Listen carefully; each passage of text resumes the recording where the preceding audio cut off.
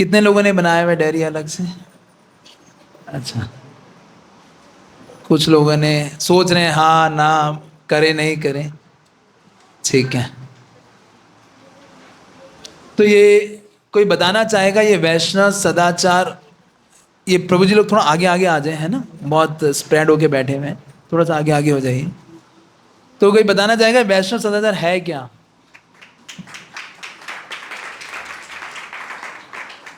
ये वैष्णव सदाचार है क्या चीज, क्या सिखा रहे हैं हम आपको? यस, ये बुक का नाम है ना वैष्णव सदाचार। क्या चीज होती है वैष्णव सदाचार?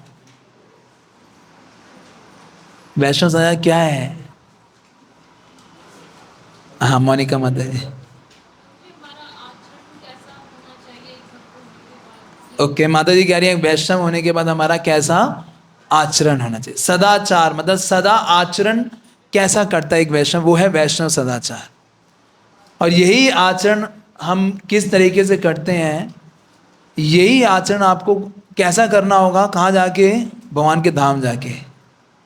क्योंकि भगवान के धाम में सारे वैष्णव होते हैं, तो सब जो कृष्ण की भक्ति में लगे हैं, कृष्ण की सेवा में, तो उसकी एक जैसे ट्रेनिंग प्रैक्टिस हो रही है, जैसे नेट प्रैक्टिस होती है ना, व्यक्ति नेट प्रैक्टिस करता है फिर जाके मेन वो फील्ड में खेलता है। तो ये जो पूरा भौतिक जगत है ये क्या है, हमारी नेट प्रैक्टिस है। किस चीज़ की नेट प्रैक्टिस है? भगवत धाम जाने की, कि वहाँ जाके हम लोग किस तरीके से भगवान के साथ हमारा संबंध होगा, कैसे वहाँ पे बिहेव करेंगे, कैसे चलेंगे, कैसे बोलेंगे, कैसे हम लोग एक दूसरे के साथ परस्पर संबंध रखेंगे, वो सारी चीज़ें हम लोग क्या कर रहे हैं यहाँ पर सीख रहे हैं।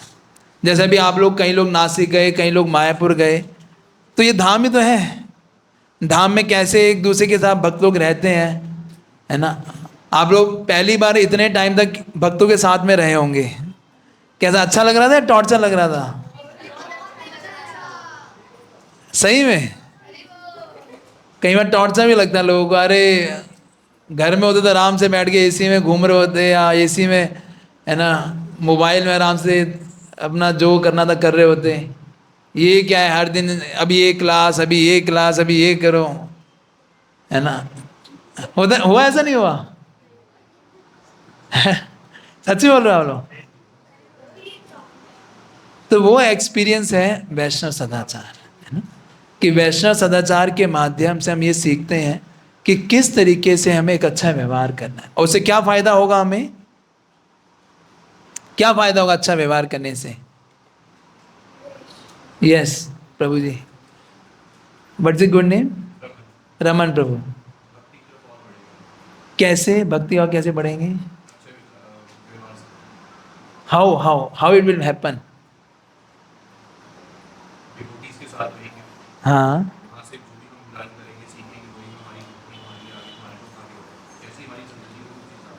ओके, ठीक है।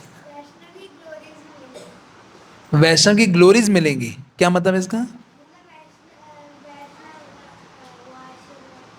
अच्छा, वैष्णव का आशीर्वाद मिलेगा, कैसे? उनकी सेवा करके। वेरी नाइस, ताली बजाइए एक बारी निकुंज के लिए। हरी वो। और हाँ,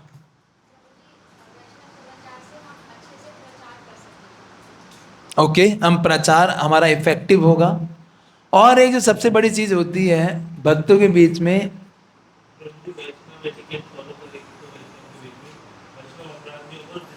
हाँ, हमारा वैष्णव अपराध से हम बच जाएंगे, और साथ में एक अच्छा संबंध बना सकेंगे। जितना अच्छा संबंध होगा हमारे भक्तों के साथ में, जितना घने संबंध होगा, उतना जल्दी हम तीव्र भक्ति के अंदर प्रोग्रेस करते हैं, है ना। भक्तों से सीखते हैं। भक्तों के बीच में जब मान लीजिए आपका मन ही ना करे क्लास में आने का, कि यार यार यहाँ पे तो सारे ऐसे बोलते हैं, मेरे को इनको तो बोलने की तमीज़ नहीं है, मन करेगा क्लास में आने का, है ना। आपके प्लेट में, इसके प्लेट में 2 रसगुल्ले डाले, मेरे में एक ही डाला, है ना, कल से नहीं आऊँगा मैं क्लास में अब से, है ना। हो सकता है ना, भाई भेदभाव कर रहे हैं मेरे साथ, ऐसा इसको ज़्यादा फेवर करते हैं, मुझे नहीं करते। तो कई बार ऐसे बिहेवियर से तो व्यक्ति का क्या होता है, श्रद्धा टूट जाती है। व्यक्ति का जो भक्ति के लिए जो प्रति जो उत्साह होता है वो कम हो जाता है। लेकिन जब हम प्रॉपर बिहेवियर, एक ये रिफाइननेस सीखते हैं कि कैसे हमें भक्तों के बीच में एक अच्छा व्यवहार करना चाहिए, तो हमारा उत्साह और बढ़ता है भक्ति के लिए, है कि नहीं? तो इसके अंदर हमने, इस बुक के अंदर अभी तक क्या क्या कवर किया है, कोई बताना चाहेगा? क्या क्या चीज़ें हमने कवर करी हैं? यस श्रवण प्रभु, क्या क्या कवर किया हमने अभी तक?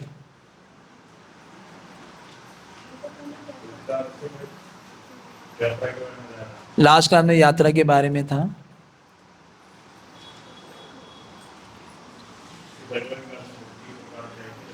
हाँ जी,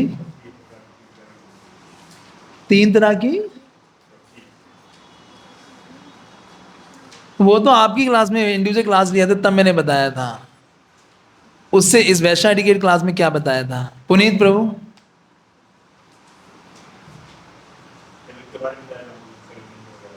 किसके बारे में?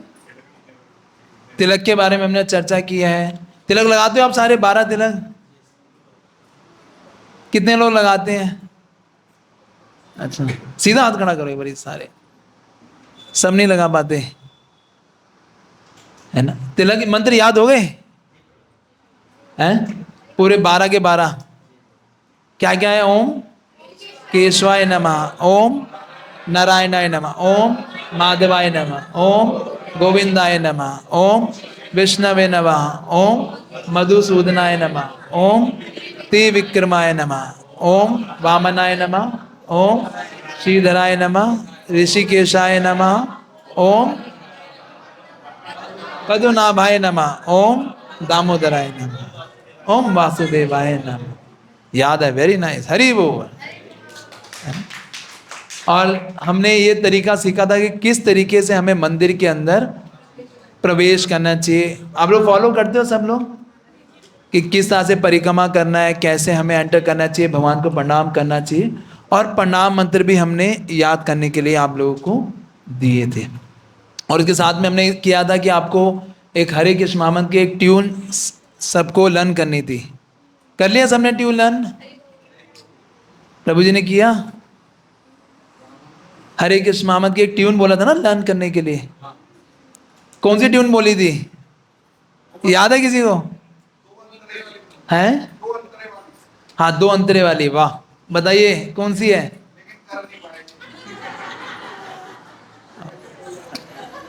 यस, पीछे गौरव प्रभु, क्या नाम है प्रभु का?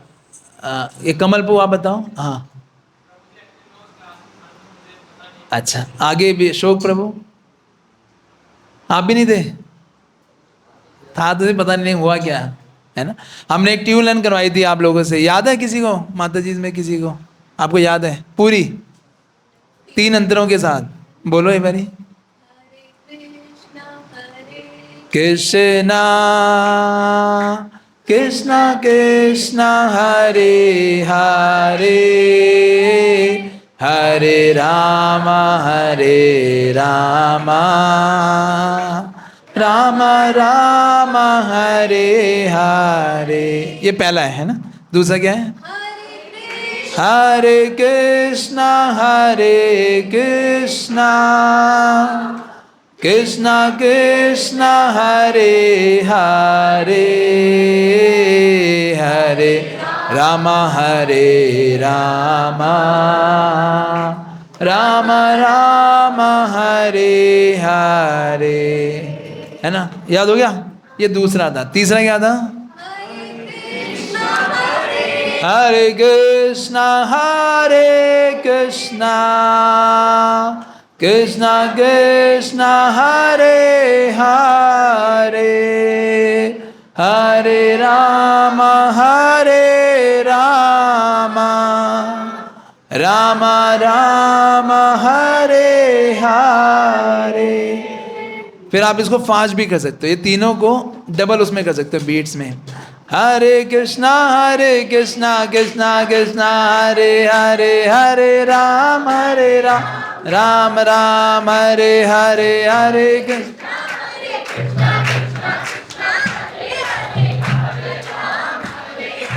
समझ आ गया? तो ये ट्यून्स लर्न करना चाहिए। तो कि आप लोग कभी संकीर्तन पे जाएंगे, कभी घर में कीर्तन कर रहे हैं, कभी अपने कहीं पे भी आप कीर्तन करना पड़ जाए, कि भक्त को देख के ना लोग बोलते हैं प्रभु जी कीर्तन करो, है ना। बोलते हैं, आप कभी परिवार में भी जाओगे, अपने रिश्तेदारों के भी जाओगे, वो बोलेंगे कुछ कीर्तन सुनाओ, है कि नहीं। तो ये आपको बड़ा काम आएगा, कम से कम एक दो ट्यून तो आपको लर्न होना चाहिए, है कि नहीं। तो आज हम करेंगे, हमने पहले प्रणाम पद्धति सीखी थी, उसके बाद हमने किस तरह से मंदिर में प्रणाम करना चाहिए, मंदिर में बैठने की विधि, बोलने का विधि हमने देखा था, तिलक लगाना, शिखा रखना, दाढ़ी मूछे के बारे में चर्चा की थी। बाल छोटे क्यों रखने चाहिए?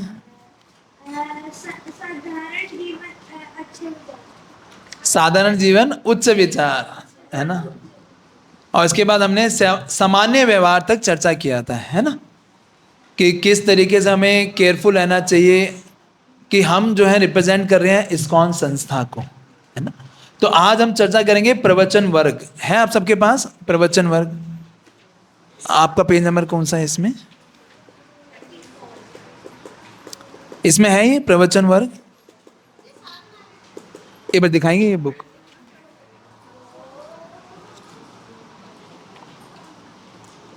तो ये है ना प्रवचन, ये लिखा है प्रवचन, पेज नंबर है 25, है ना। यहां से हम आगे, तो एक जना पढ़े यहाँ पे लाउडली, कोई यहाँ से स्टार्ट करें। हाँ पढ़ो एक जना, प्रवचन। प्रवचन के दौरान अत्यंत शांत एवं एकाग्रचित होना आवश्यक है। सोने वाली आलसी और अथवा माधुरी भक्त प्रवचन काल के निरुत्साही बनाते हैं। प्रवचनकार को निरुत्साही बनाते हैं कौन से लोग? आलसी और बातूनी लोग, है ना। प्रवचन करते हुए क्या नियम होने चाहिए? मान लीजिए आप किसी प्रवचन में बैठे हैं, जैसे ये क्लास चल रही है, तो इसके क्या नियम है ये इसमें बताए गए हैं, है ना। क्या बताया गया है कि एक प्रवचन जो दे रहा है व्यक्ति, उसके लिए भी बहुत उसका भी उत्साह बढ़ जाता है जब वो देखता है कि जो डिवोटीज हैं वो सुनने के लिए बहुत आतुर है ना। मान लीजिए आप लेक्चर दे रहे हैं और कुछ लोग सो रहे हैं, है ना, जो नेचुरली मतलब हम बोलते हैं ओम अज्ञान तिमिरांधस्य कि लोगों की आंखें खुल गई हैं, लेकिन जैसे ही ओम अज्ञान तिमिरांधस्य से पता है लोगों की आंखें बंद हो जाती हैं, है ना, और अंदर के चक्षु खुल गए हैं। प्रभु जी आपने कई लोगों को बोला प्रभु जी आप उठो, है ना, कह रहे प्रभु जी आई मीन समाधि, है ना, मैं समाधि के अंदर हूँ। और कहीं पर समाओ पता नहीं ऐसा होता है कि जैसे व्यक्ति लेक्चर में बैठता है, एक व्यक्ति था वो प्रभुपाद जी के लेक्चर में आया, बोला आपके स्वामी जो हैं जादूगर हैं। बोला ऐसे कैसे? कह रहे मैंने इतनी दवाइयाँ खाई हैं खाली नींद के लिए, है ना, मुझे इंसोम्निया की बीमारी है। इंसोम्निया पता है ना, लोगों को नींद नहीं आती। कह रहे पता नहीं मैंने 10 मिनट लेक्चर सुना, मेरे को ऐसी नींद आई, मेरे को आज तक ऐसी नींद नहीं आई होगी, है ना। तो your Swami ji is very great, क्योंकि जब वो कृष्ण के बारे में सुनता है व्यक्ति, कृष्ण के बारे में नींद क्यों आती है पता है? बोर हो जाते हैं,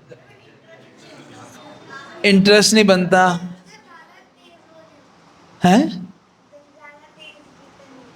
ज्यादा तेज कीर्तन होता है, अच्छा हाँ, आंखें भारी हो गई आओगे, अरे सोई नहीं तो भाई जाके सो जाओ, आंखें भारी आगे कर रहे। हाँ नहीं, नींद क्यों आती है? वो तो तब नहीं आती, नींद उड़ जाती है उस समय तो।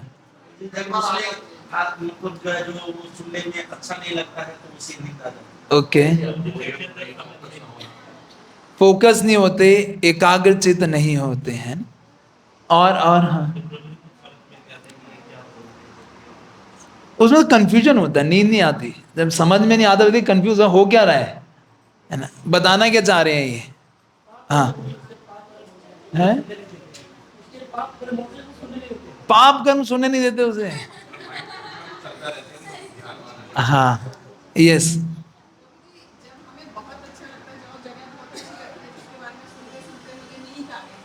ये बात मुझे लगता है कि शायद मेरे को यही लगता है, मैंने एक लेक्चर में भी सुना था कि हमें जैसे बहुत अच्छा लग रहा है, तो हमें सुनते सुनते नींद आ गई, माँ की गोद मिल गई या प्रेम मिल गया होगा, सुनते सुनते तो नींद आ गई, ये लगता है।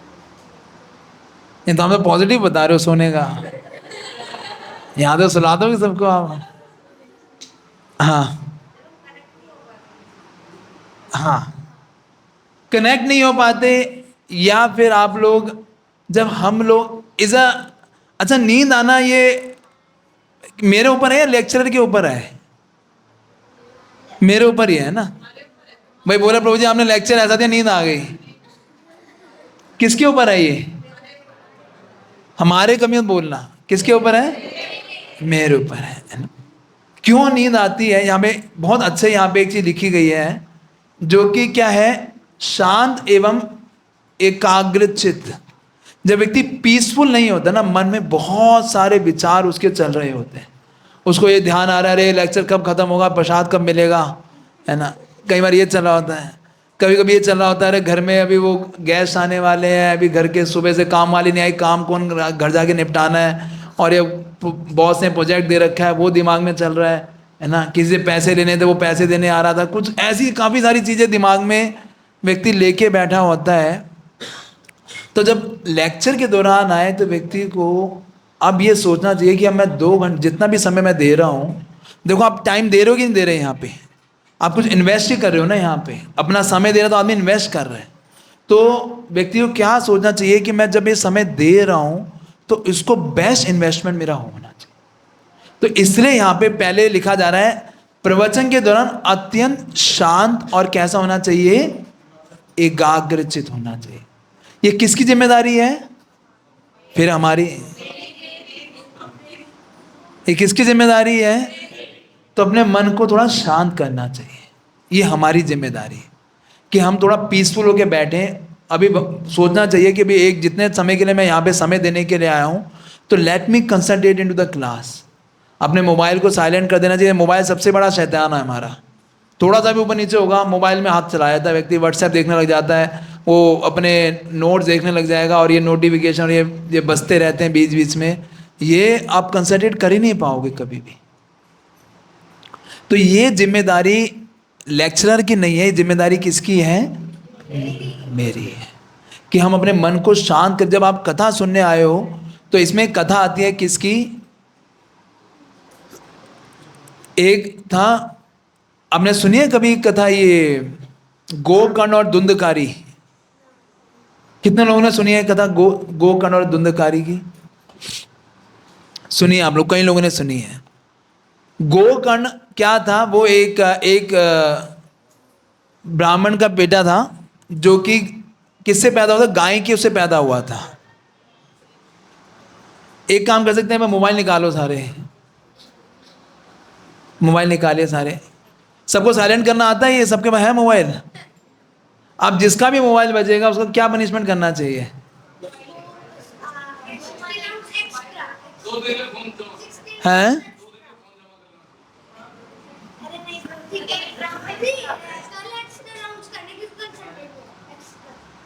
तो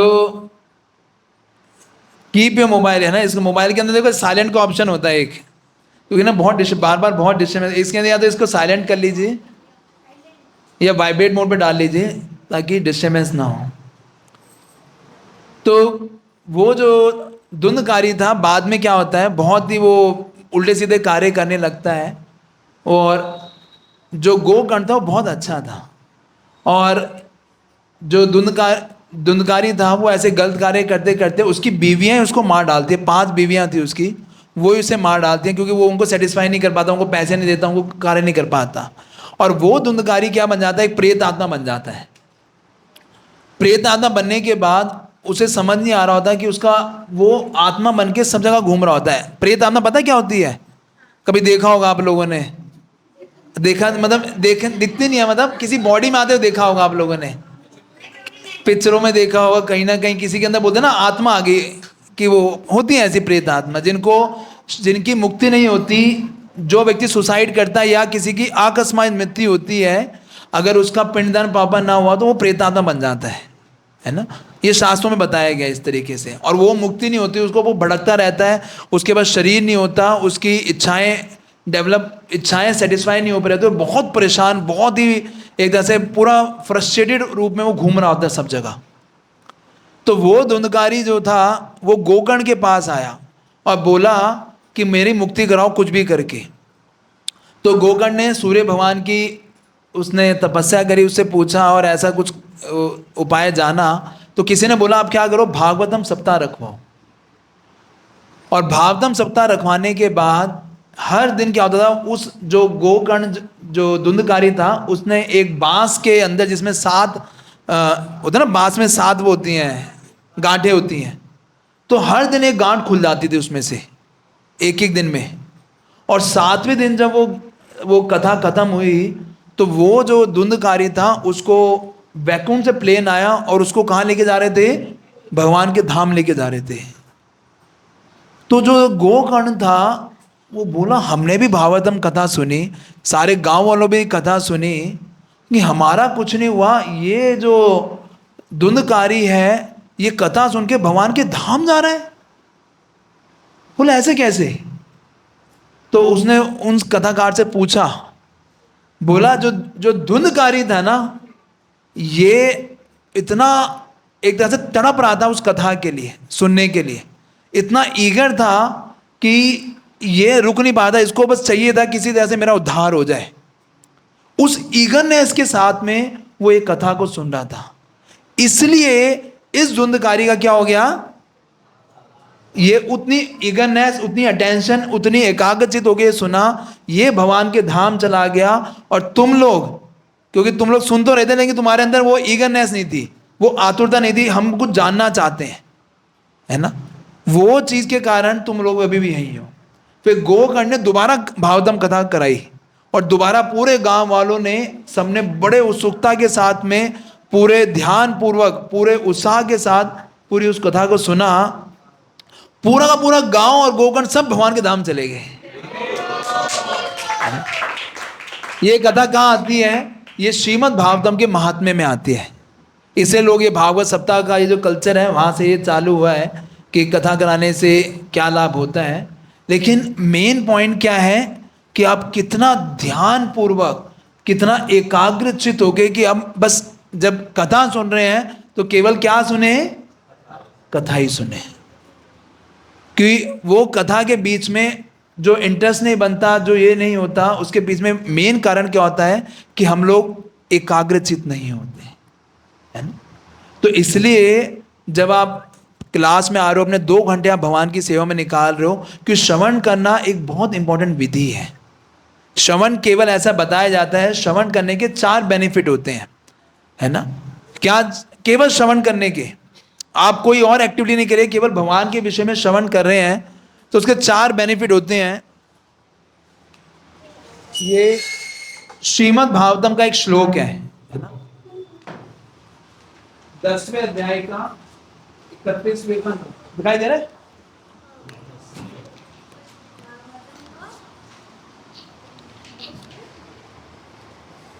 है ना। आपने ये सुना होगा, ये गोपी गीत का पहला, बीच में आता, पहला तो नहीं, तब कथामितम तप्त जीवनम कविभिरीडितम कल्मषापहम। तो ये क्या करता है, केवल आप भगवान के विषय में कुछ श्रवण करता है, इसमें बताया गया है तव कथामृतम, आपकी कथाएं कैसी हैं, कथा अमृतम, किसके समान है, अमृत के समान है। तव कथामृतम तप्त जीवनम, ये क्या देने वाली है, वे लोगों को जीवन देने वाली है। और केवल कथा सुनने से क्या है, कभी भी इरिदम कलमशापम, सारे कलमश, कलमश मतलब पाप, हमारे जो जन्मों जन्मों के पाप हैं वो केवल भगवान की कथा सिर्फ श्रवण करने से, कुछ और नहीं, यहां बैठ के अगर आप ध्यानपूर्वक श्रवण कर रहे हो तो ये पाप हमारे क्या हैं, खत्म हो जाते हैं, पाप नाश हो जाते हैं, है ना। उसके बाद क्या है, कलमशापम श्रवण मंगलम, मंगलम, मंगलम का मतलब क्या है, ये शुभता प्रदान करने वाला है, मतलब आपको आनंद प्रदान करेगा, ऑस्पिशियसनेस, भगवान के कथाओं को श्रवण करना, है ना। कलमशापहम श्रवण मंगलम श्रीमद, श्रीमद, श्रीमद का मतलब क्या होता है, कि ये आपको, श्री का मतलब क्या होता है? ऑपुलेंस भी होता है, और श्री का मतलब होता है कि आपको ये अलौकिक शक्ति, it will give you a power, आध्यात्मिक शक्ति प्रदान करेगा ये, आध्यात्मिक शक्ति। श्रीमद् आतताम भुवि गृह्णन्ति ये भूरिदा जना, है ना। और जो लोग इस कथा को लोग तक बांट रहे हैं, लोगों को बता रहे हैं, वो कैसे लोग हैं? भूरिदा जना, है ना। तो एक तरह से ये आपको क्या है, ये केवल श्रवण करने के बेनिफिट्स हैं, श्रवण के फायदे, लाभ, है ना। कि अगर कोई व्यक्ति भगवान के विषय में श्रवण करता है तो अपने आप, सिर्फ श्रवण करना मात्र ही क्या है, ये अपने आप में बहुत विशेष सेवा है भगवान की, है ना। व्यक्ति निष्ठा के स्तर पे पहुंच जाता है पूरा, केवल कृष्ण, एक ही ये इंद्रियां हैं जिससे आप कृष्ण को जान सकते हो, और किसी भी इंद्रिया से आप भगवान को जान नहीं सकते। There is no other way कि हम कृष्ण को जान सकते हैं, केवल भगवान के विषय में श्रवण करके ही हम कृष्ण को रियलाइज कर सकते हैं। जब कृष्ण के, आपने देखा होगा, आप जब पहले भी मंदिर आते थे नहीं आते, पहले कहीं ना कहीं मंदिर में तो जाते होंगे, लेकिन अब आप लोगों को मंदिर में आने की इंपॉर्टेंस, भगवान के दर्शन करने की इंपॉर्टेंस का पता लगता है, तो हमारा उसको करने का भाव और बढ़ जाता, नहीं बढ़ जाता है कि नहीं? हम और दिव्य तरीके से, जैसे कई लोग बता रहे थे कि प्रभु जी जब हम लोग मायापुर गए तो श्रीपति श्रीवास ने हमें इतना बता दिया था, इतना बता दिया था कि हमने सुनने के माध्यम से ही भगवान उसके दर्शन कर लिए थे मायापुर के आधे तो, और वहां जाके बस खाली उसको पूर्ति हुई कि कैसे है वहां पे। और एग्जाम्पल आता है शास्त्रों में किसका, जिसने केवल श्रवण मात्र से ही उसकी भगवान से पूर्ण आसक्ति डेवलप हो गई थी। किसका उदाहरण आता है? रुक्मणी का। कुछ और नहीं किया, उसको, उन्होंने कृष्ण को कभी नहीं देखा था। क्या हमने कभी कृष्ण को देखा है? कृष्ण को जानते हो आप लोग कृष्ण कैसे दिखते हैं, कैसे है? खाली शास्त्रों से हमें पता लगता है, लेकिन कृष्ण को हमें देखा नहीं है। कैसे कृष्ण को जान सकते हैं? केवल और केवल श्रवण के माध्यम से।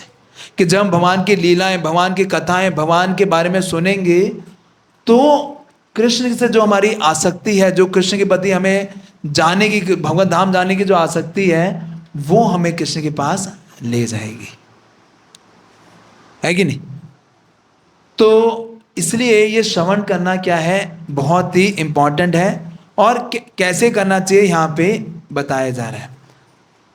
और इसके बाद क्या बताया जा रहा है कि इस प्रकार का वह गुरु एवं परंपरा को कलंकित करता है ना। अगर कोई व्यक्ति कथा में सोता है,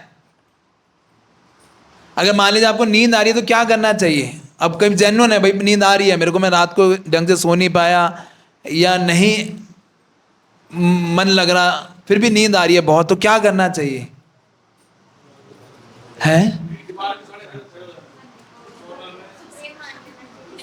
है उठना बैठक करनी चाहिए, है नाचना चाहिए कथा के बीच में?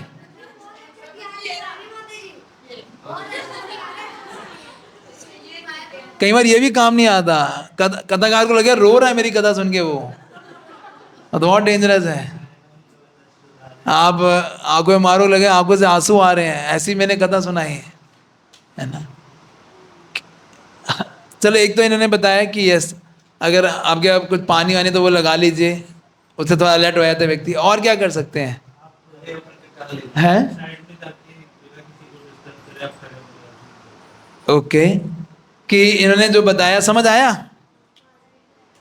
कि क्या करना चाहिए। हो सकता है देखिए नींद आ रही हो, कोई है ना, लेकिन हमारा मेन मोटिव क्या है, हम कृष्ण के बारे में सुनना चाहते हैं। कभी कभी बैठे बैठे क्या होता है कि ब्लड फ्लो ना थोड़ा कम होता है बॉडी के अंदर ना, ये नेचुरल है बॉडी के अंदर, कि जब व्यक्ति मूविंग करता है तब कभी आज तक किसी को दौड़ते दौड़ते नींद आई है?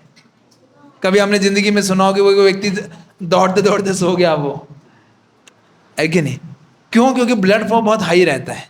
जब व्यक्ति बैठा रहता है तो कई बार ब्लड फ्लो वो कम हो जाता है, जिसके कारण व्यक्ति को, वो भी एक रीज़न होता है कि नींद आती है। तो क्या करना चाहिए कि थोड़ा सा, या तो 1 मिनट के लिए जैसे इन्होंने बोला कि थोड़ा टहल के आ जाओ बाहर, फिर आके बैठ जाओ, एक तो तरीका ये है। वो थोड़ा कहीं पर लगता है अरे बाहर जाना, थोड़ा अंदर बाहर, यहाँ बाहर गर्मी अंदर एसी है, यहीं रहो, है ना।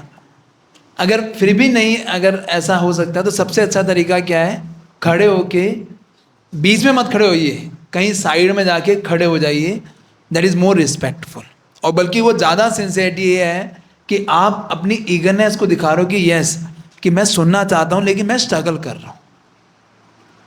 लोग स्ट्रगल भी नहीं करते और कुछ करेंगे भी नहीं, और क्या सोते भी रहेंगे। उनको लगता है मैं खड़ा हो गया तो लोग सब मेरी तरफ देखेंगे। होता है ना ऐसा कि मैं बीच में खड़ा हो गया, सब देखेंगे, अरे क्यों खड़ा हो गया, क्या बात हो गई, है ना। जैसे वो कह रहे हैं बीच में नाचने लग जाए कोई, है ना? तो क्या हो गया कथा में, ऐसा क्या आनंद आ गया उसको, बीच में नाच रहे हो, ठीक है। तो इसलिए यही इसमें बताया गया कि नींद, यदि किसी को अत्यंत नींद आ रही हो तो एक तरफ दीवार के किनारे जाकर खड़े हो जाना चाहिए। हो सकता है हमने, मैं तो और तो छोड़ा, हमने अपने मंदिर में बहुत बारी इसके रुक्मणी कृष्ण को देखा है कि प्रभु जी को बहुत, कई बार ट्रैवलिंग करके आते थे, बहुत लेट हो जाते थे, कई बार प्रभु जी को सोते सोते 12 बज जाता था, 12, 1, 2। प्रभु जी सुबह 4 बजे उठ के मॉर्निंग पूरा आप करना, उसके बाद कई बार बॉडी में स्ट्रेंथ नहीं होती कि आपको बहुत नींद आ रही होती है। हमने देखा है प्रभु जी को कि पूरा पीछे जाके प्रभु जी राम दरबार के सामने खड़े होके कथा सुन रहे होते थे। तो ये एक प्रॉपर रिस्पेक्ट है उस कथाकार के प्रति, है ना। कि अगर हमें, जैसे अब जब में भी होता है, आपको नींद आती है, आप क्या करते हो, खड़े हो जाते हो आप ना, ताकि ऐसे थोड़ी आप सोचते हो चलो जी एक बिस्तर और ले आओ मैं सो जाता हूँ। आदमी स्ट्रगल करता है, खड़ा होता है। सेम लाइक दैट, क्योंकि ये भी क्या है, कथा को, कृष्ण को हम रिसीव कर रहे हैं अपने कानों से।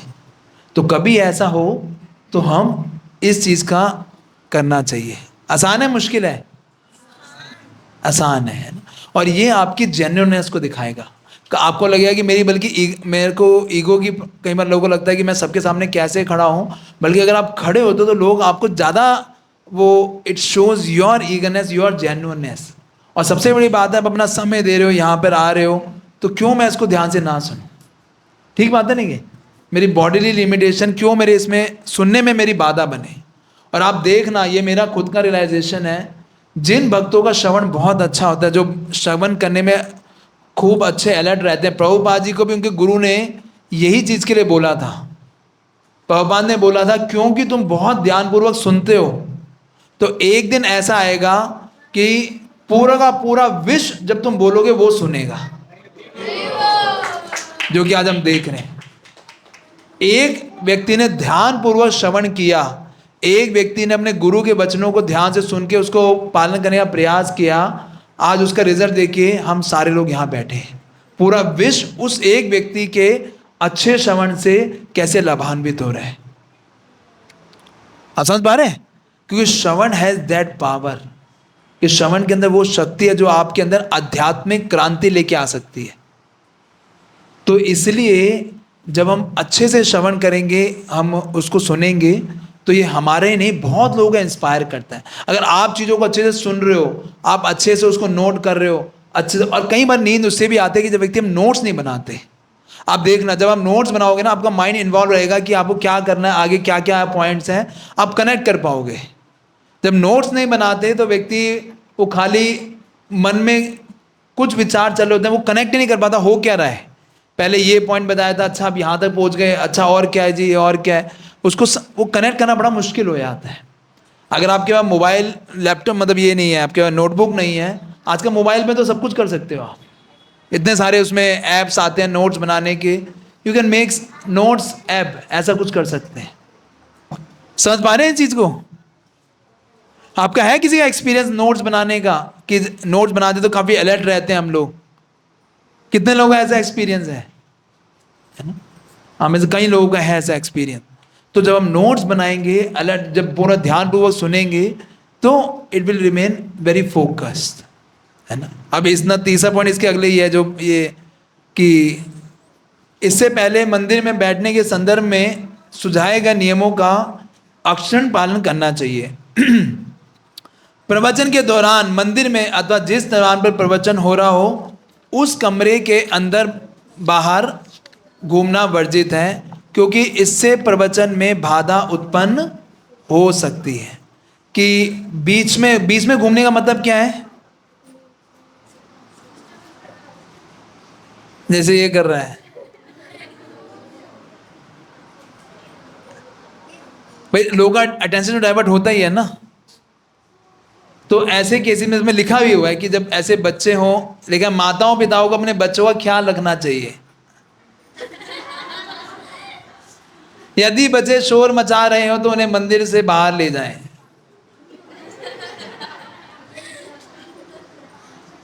अब मैं तो देखो शास्त्र से पढ़ रहा हूं, अपना तो बता नहीं रहा। तो ये बहुत जिम्मेदारी, अगर माता जी अपने बच्चों को लेके आ रही हैं तो उनकी जिम्मेदारी होनी चाहिए, उनको टेक केयर करें, उनको स्विच ऑफ करके लेके आए, स्विच ऑफ नहीं सॉरी म्यूट करके लाए, है ना। कि उनको कुछ ऐसा विधि बनाए या उनको कहीं ना कहीं एंगेज करके रखो। सबसे बेस्ट तरीका तो ये है। बच्चों को टैकल करने का तरीका क्या है? उनको कुछ ना कुछ ऐसी एक्टिविटी दे दो जिससे वो एंगेज रहें अपने उस कार्य में। Getting this mind? ये जिम्मेदारी है आपकी कि हम उस जिम्मेदारी को समझें, कि तब नहीं तो वो बहुत डिस्टर्बेंस क्रिएट करता है क्लास के दौरान, है ना। इसके बाद है संबंधित एवं प्रसंगोचित प्रश्न पूर्ण नम्रता पूर्वक पूछे जाएं। इसका क्या मतलब है? कोई बताना चाहेगा इसका क्या मतलब है? हाँ, यस। टॉपिक से अलग कैसे क्वेश्चन हो सकते हैं? मान लीजिए आपने टॉपिक दिया कृष्ण लीला के ऊपर, कि अभी जन्माष्टमी आने वाली है, कृष्ण लीला के बारे में आपको बताया, और आप क्वेश्चन क्या पूछ रहे हो? कार्तिक में क्या करना चाहिए, है ना। चतुर्मास में क्या करें हैं? शिव बड़े हैं या राम बड़े हैं? कृष्ण का नाम ही नहीं है, हैं? हाँ, बात हो रही है उसकी, बोले यात्रा कब का प्लान कर रहे हैं प्रभु जी आप? तो कुछ और ही क्वेश्चन पूछ रहे हैं, है ना। आपने प्रसंग ही चेंज कर दिया। तो कभी भी ऐसे क्वेश्चन पूछने भी हो तो हमें आज्ञा लेके पूछना चाहिए कि प्रभु जी क्या मैं इस टॉपिक से अलग होकर पूछ सकता हूँ कुछ, है ना। द एडिकेट, अगर वो बोलते हैं, अगर स्पीकर बोलते हैं ठीक है आप पूछिए, तो ही पूछना चाहिए, नहीं तो पर्सनली जाके फिर बाद में पूछो उनसे। क्लियर है? ये एक रिफाइंडनेस है, एक एडिकेट है कि किस तरीके से हमें क्वेश्चन पूछने चाहिए। उसके बाद फिर श्रीमद् भागवतम और भगवद गीता के प्रवचन के समय जो श्लोक जिस लय में गा रहे हो, लय में गाने का मतलब समझते हैं? किस ट्यून में गाया जा रहा है ना। जैसे हमने बोला, आप मेरे साथ साथ पीछे पीछे बोलिए, धैनो अस्मिन् यथा देहे कौमारम आचरम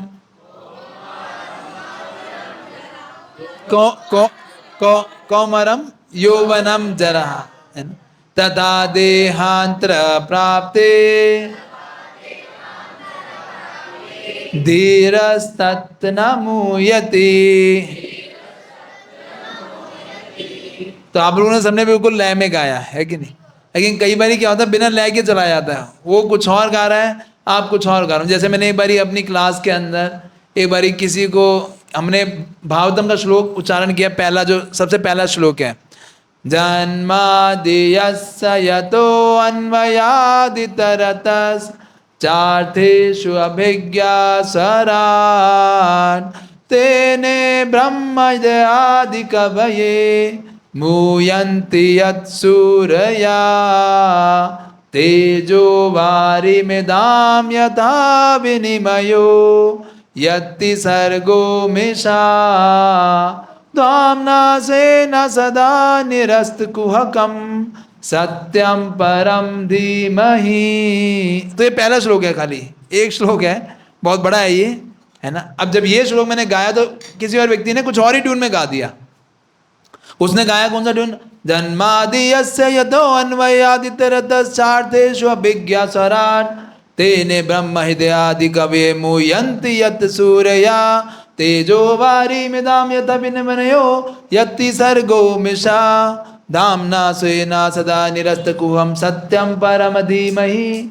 तो ये श्लोक दोनों ट्यून दोनों की अलग अलग है ना। श्लोक एक ही है लेकिन ट्यून क्या हो गया, अलग अलग हो गई, है ना। तो जो स्पीकर जिस ट्यून में गा रहा है उसी ट्यून में क्या करना चाहिए, उसको फॉलो करना चाहिए। क्लियर है, इस चीज को बताया जा रहा है। उसके बाद जब भक्त लोग बोलते हैं तो सबसे पहले वरिष्ठ भक्तों को उच्चारण करना दिया जाए, बाद में दूसरों के उच्चारित करने में कोई आपत्ति नहीं है। तो हमारे मंदिर में भी आप जाएंगे, कभी आप सुबह भागवतम में आएंगे तो आप देखेंगे सबसे पहले कौन उच्चारण करता है। कभी देखा है मंदिर में भागवतम में सबसे पहले कौन उच्चारण करता है? जब स्पीकर उच्चारण कर लेता है उसके बाद सबसे पहले कौन उच्चारण करते हैं? हैं?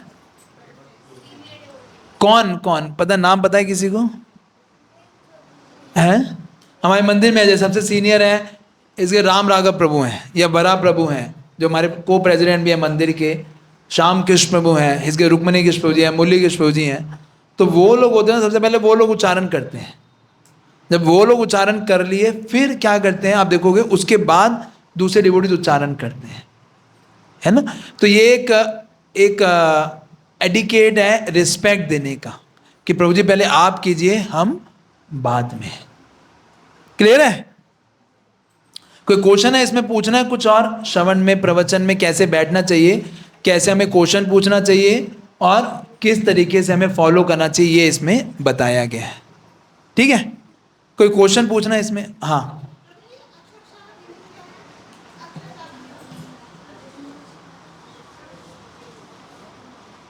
अक्षरक्षः ये बेसिकली हमने प्रूव, इसका मतलब होता है कि जो पहले बता दिए गए हैं कि कैसे हमें बैठना चाहिए। कैसे बैठना चाहिए जब प्रवचन चल रहा हो? तो अलर्ट होके बैठना चाहिए, रिलैक्स बट अलर्ट, है ना। कि पैर फैला के नहीं बैठना चाहिए। मैं गया हूँ कई क्लासेस में, लोग मेरे सामने ऐसे पैर रख के बैठे होते हैं। हाँ, और नए नए लोगों तो पता नहीं होता उनको, वो ऐसे ही बिल्कुल, एक तो एकदम मैं लेट ही गया मेरे सामने ऐसा पूरा एकदम मैं है। हाँ नहीं, सामने बिल्कुल, हाँ है, हाँ पार सामने फैला के पूरा एकदम कथा चल रही है। तो नहीं होता ऐसे, पता नहीं होता, उनको लगता है ठीक है। लेकिन हमारे तो घर में भी मतलब समा उधर बचपन से था कि कोई अगर सामने है, अगर बैठा है तो कम से कम पैर नहीं दिखाते उसको। आई थिंक आप सबके घर में भी ऐसा एक कल्चर रहा होगा कि भाई आप कोई बहुत निरादर माना जाता है उससे। लेकिन मॉडर्न सिविलाइजेशन में सब खत्म हो गया है असल में, है ना। उसके बाद है आरती। आरती को निरंजन भी कहते हैं, है ना। निरंजन का मतलब क्या होता है?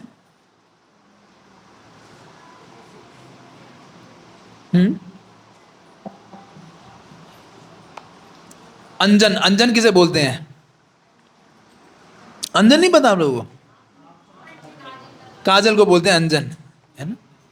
तो निरंजन, निरंजन का मतलब होता है जो हमारे आंखों से जो भी हमारे अंधकार को निकाल दे। इसलिए आरती हम कैसे लेते हैं, हम लगाते हैं अपने माथे पे लगाते हैं, सिर, आंखों पे। तरीका क्या होना चाहिए कि हम उसको जब आरती लेते हैं, आरती लेंगे उसे जरूर अपनी आंखों पे टच करना चाहिए, है ना। कि हमारी आईज जो है वो टॉर्च लाइट के जैसे भगवान के जो अंधकार है, जो भगवान का जो दीप है, उससे क्या होता है, ज्वलंत हो जाए, हम भगवान को सही रूप में देख सकें। तो यहाँ पे ये बता रहा है इस प्रकार की शुभ वस्तुएं भगवान को अर्पित करने से अशुभ प्रभाव क्या हो जाते हैं, नष्ट हो जाते हैं। हम जो भी अर्पित करते हैं वे सभी प्रकार पदार्थ भौतिक पदार्थ के शुद्ध रूप में होते हैं तथा वे इंद्रिय विषयों का प्रतिनिधित्व करते हैं। जैसे अब आपको पता है मंदिर में हम क्या क्या आरती करते हैं, कैसे कैसे करते हैं, किसी को आइडिया कुछ? Any idea? हाँ, सबसे पहले क्या दिखाते हैं भगवान को?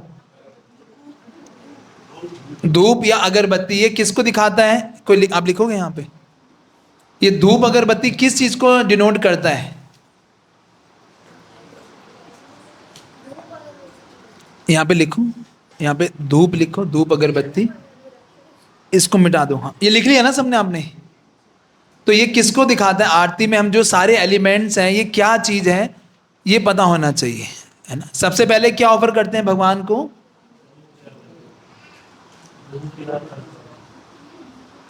धूप या अगरबत्ती, ये किसका रिप्रेजेंटेशन है? ये अर्थ का, पृथ्वी। हम पांचों के पांचों एलिमेंट्स भगवान को ऑफर करते हैं शुद्ध रूप में, ये पृथ्वी को दिखाता है। और कितनी बार करते हैं भगवान को? जैसे आप घर में आरती करते हो, कितनी बार दिखाते हो भगवान को? 7 टाइम्स, 7 बारी। धूप को केवल 7 बार लीजिए, 3 कॉलम बना लो, पृथ्वी, और 7 बार दिखाया जाता है ना। फिर उसके बाद क्या ऑफर करते हैं भगवान को? फिर क्या?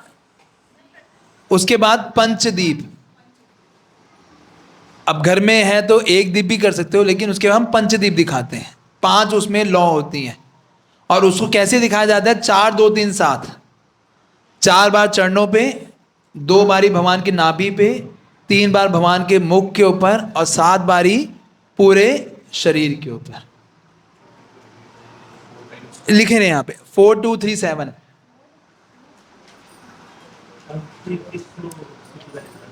पंचदीप अग्नि, हम अग्नि को भगवान को ऑफर कर रहे हैं। उसके बाद तीसरा क्या है? तीसरा होता है, आपने देखो शंख के अंदर भगवान को स्नान कराते हैं, अभिषेक करना बोलते हैं इसे भगवान का।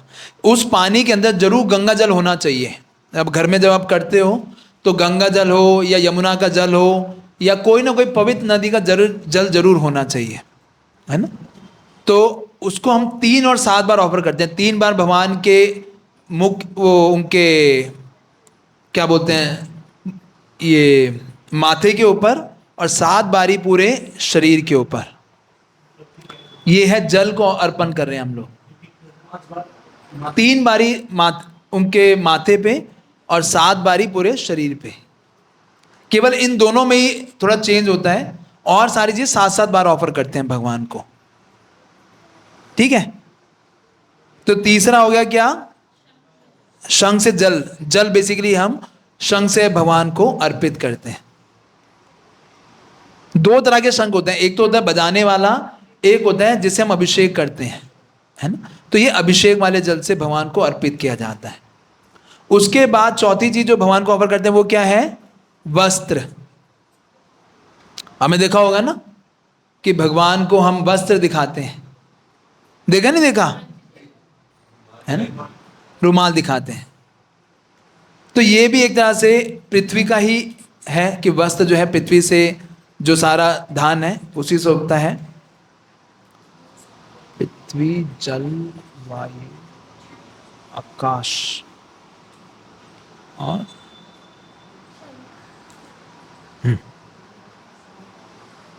तो ये भी पृथ्वी को ही डिनोट करता है, और इसको 7 बारी भगवान को दिखाया जाता है। इसके बाद क्या होता है? फ्लावर्स।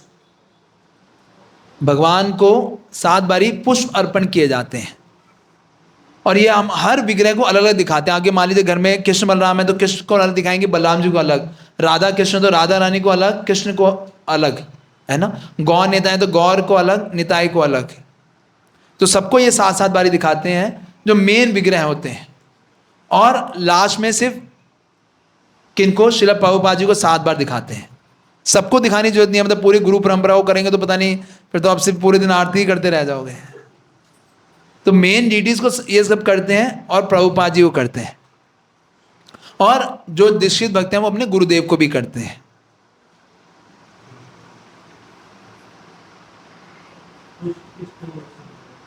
पुष्प भी अर्थ को ही सिंबलाइज करता है ना।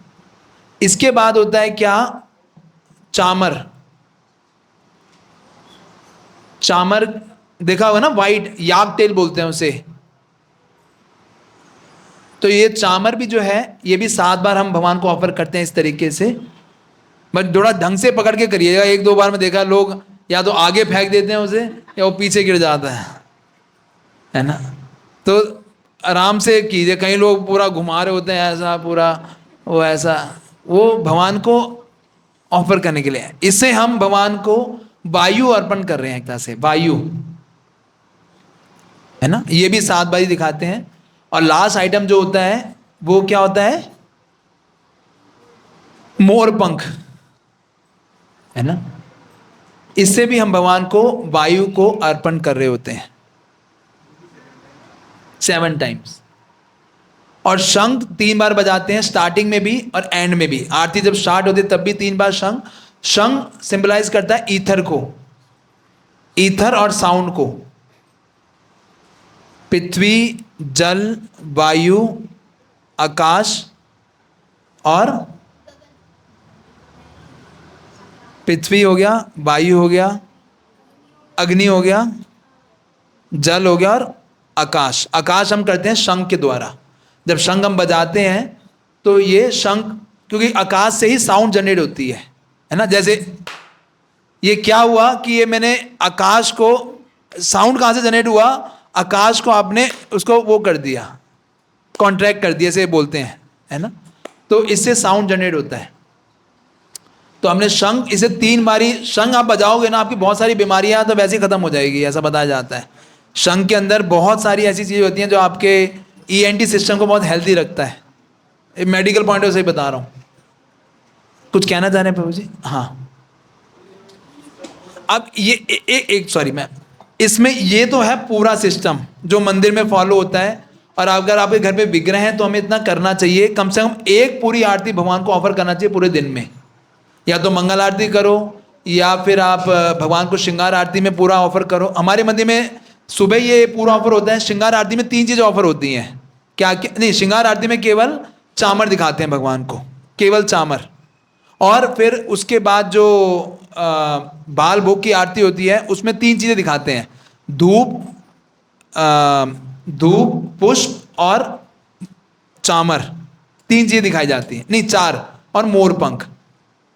धूप, पुष्प, चामर और मोर पंख। उसके बाद जो राजभोग आरती होती है उसमें भी ये 7 दिखाते हैं। उसके बाद जो शाम को जो 4:15 बजे आरती होती है उसमें भी ये 4 चीज़ें दिखाते हैं, धूप, पुष्प और चामर और मोर पंख। और फिर शाम को 7 बजे गौर आरती होती है उसमें भी पूरा दिखाते हैं। और जो 8:20 पे शयन आरती होती है उसमें भी धूप, पुष्प और चामर और मोर पंख दिखाते हैं, है ना। तो आप घर में अगर करना चाहो तो दोनों में से कोई से भी कर सकते हो, या तो धूप, पुष्प, चामर, मोर पंख कर लो या फिर पूरा दिखा लो। लेकिन कम से कम घर में एक बारी अगर कर सकें, पूरे दिन में एक बारी पूरी आरती ऑफर कर सकें, दैट इज बेस्ट। हाँ,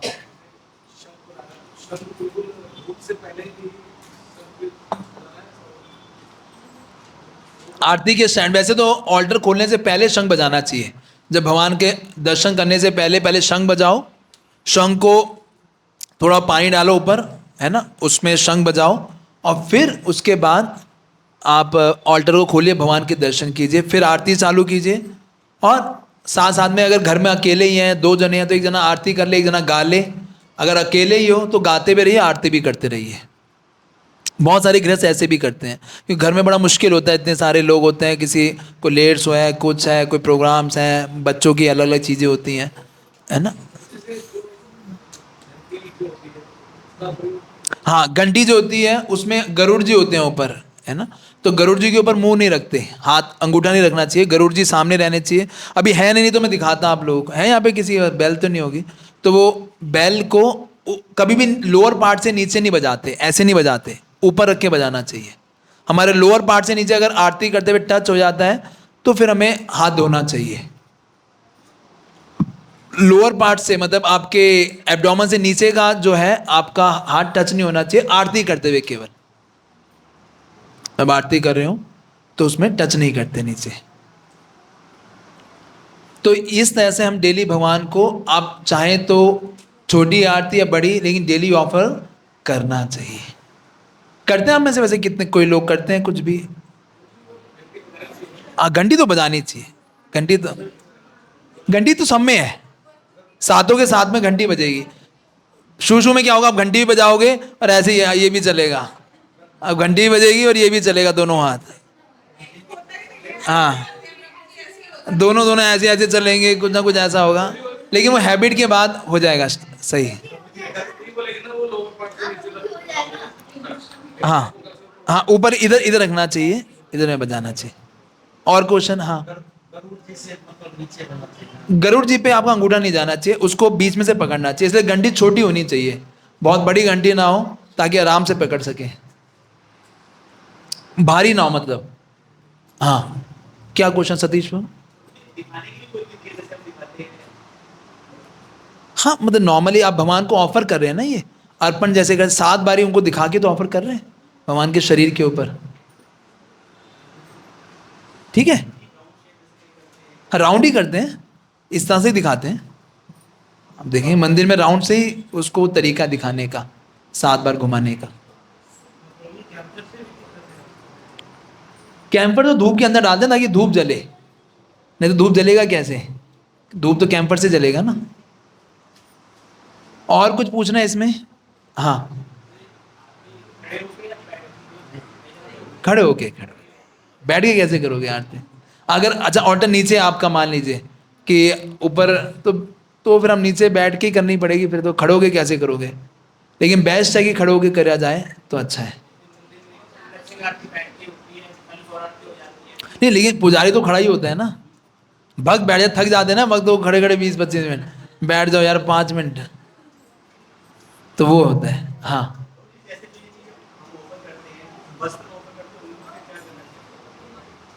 रुमाल होता है तो धो लो, दोबारा ऑफर कर लो। हाँ, ये तो दोबारा सारी चीज़ दोबारा ही ऑफर होती हैं, बस खाली जैसे पुष्प तो आपने एक बार कर दिए वो नहीं होते, दीप है आपका, पुष्प पुष्प है, ये चामर, ये सब, ये तो सारा दोबारा होता है। पानी दोबारा बना लीजिए, उसको ऑफर कर दीजिए। रुमाल देखो बस ऐसे, ये है ना रुमाल है, जैसे ये रुमाल को, जैसे ये रुमाल होता है ना, इसको ऐसे बना के और ऐसे ऑफर करते हैं, है ना, ऐसे ऐसे भगवान को ऑफर करके। हाँ, पानी से निकाल लीजिए बस, pani is, water is enough to get purification, पानी से निकाल के आप उसको आप दोबारा अर्पण कर लीजिए। ये सारी चीजें भी पानी से धोनी पड़ती हैं, इसमें पीताम्बरी से या तो लगाना पड़ेगा आपको, या इमली से साफ करना पड़ेगा, नहीं तो काले हो जाते हैं बहुत। सीखिए, जो नहीं कर पा रहे सीखिए, मुश्किल थोड़ी है कोई भी चीज। शंख अब सीटी मारनी आती है तो सीटी मारनी वो सीख जाएगा, जिसको सीटी मारनी, अब बचपन में जिस सीटी मारी है उसको अब काम आ रही है, हैं? हाँ तो क्या दिक्कत है, बाहर के वैश्य में तो सारी माताएं सारी आरतियां करती हैं, नहीं माताओं को क्या दिक्कत है शंख बजाने में? हैं? आई नेवर हर्ड, मैंने ऐसा कभी सुना नहीं, टू बी वेरी फ्रैंक। हाँ, यस, लास्ट ले लेते हैं। हाँ, पहले किस तरीके से, मतलब किस चीज को कैसे स्टार्टिंग किससे करनी चाहिए? स्टार्टिंग कैसे करना चाहिए? सबसे पहले अपने गुरुदेव को दिखाना चाहिए, अगर वो नहीं है तो प्रभुपाद जी को दिखाइए, फिर आप डीटीज पे आ जाइए डायरेक्ट। सबसे लेफ्ट से राइट है हमारा प्रोसेस, हमेशा लेफ्ट से राइट चलता है। सबसे जो सबसे ऊपर है लेफ्ट में है उनको पहले दिखाइए, फिर राइट में आते जाइए, फिर नीचे आइए, उनके अगर नीचे गौ नेताएं हैं, नरसिंह देव है, उनको दिखाया, फिर उसके बाद आगे शिला प्रभुपाद को दिखाया, या तुलसी मारे को भी दिखा दिया, और फिर उसके बाद प्रभुपाद तक बस। जैसे हमारा मंदिर है, सबसे पहले लेफ्ट में वो है जगन्नाथ बलदेव सुभद्रा, जगन्नाथ बलदेव सुभद्रा अलग अलग दिखाया, कृष्ण बलराम को अलग दिखाया, राधा राधिमा को अलग दिखाया, फिर दोबारा लेफ्ट में आए, यहाँ पे सबसे लेफ्ट में हमारे नरसिंह देव भगवान है, नरसिंह भगवान को दिखाया, फिर गौ निताई को दिखाया, फिर साथ में तुलसी महारानी है उनको दिखाया, फिर उसके बाद प्रभुपाद जी को दिखाया, फिर अपने गुरुदेव को दिखाया, हो गया, एक एलिमेंट ऑफर हो गया। हाँ, स्टैंडर्ड है ये, इट इज स्टैंडर्डाइज। और हमारे मंदिर में देखिए ऑल्टर इतना बड़ा है तो 2 पुजारी अलग अलग बांट के करते हैं। जैसे जो लेफ्ट वाला पुजारी होते हैं वो जगन्नाथ बलदेव सुभद्रा और कृष्ण बलराम और नरसिंह भगवान को करते हैं खाली, वो जो राइट वाला पुजारी और राधिका रमन गौ नेताएं को करते हैं, और पंचतत्व उनको करते हैं, और फिर वो आके गुरु परम तक आते हैं। नहीं तो एक को ही करने में कम से इतना टाइम लग जाएगा, है कि नहीं? तो जनरली 15 से 20 मिनट में हो जाना चाहिए ये सातों के सातों एलिमेंट्स जो ऑफर आप कर सकें। अब घर में है तो थोड़ा और जल्दी भी कई बार डीडीज कम होते हैं, इतने सारे होते नहीं हैं। तो मैंने बताया ना 3-4 चीज़ें ऑफर कर सकते हो, कम से कम धूप, पुष्प और अगर एक दीप हो तो वो भी बहुत अच्छा है। कई लोग करते हैं घर में धूप आरती बोलते हैं, जैसे तुलसी महारानी की होती है कि उसमें हमने एक वो कर दिया, सबसे पहले धूप की दिखाया, फिर हमने दीप दिखाया, एक दीप दिखा दिया और एक फ्लावर दिखा दिया, वो भी एक तरीका है करने का। ये 3 चीज़ें भी ऑफर कर सकते हो आप लोग। ठीक है, चले।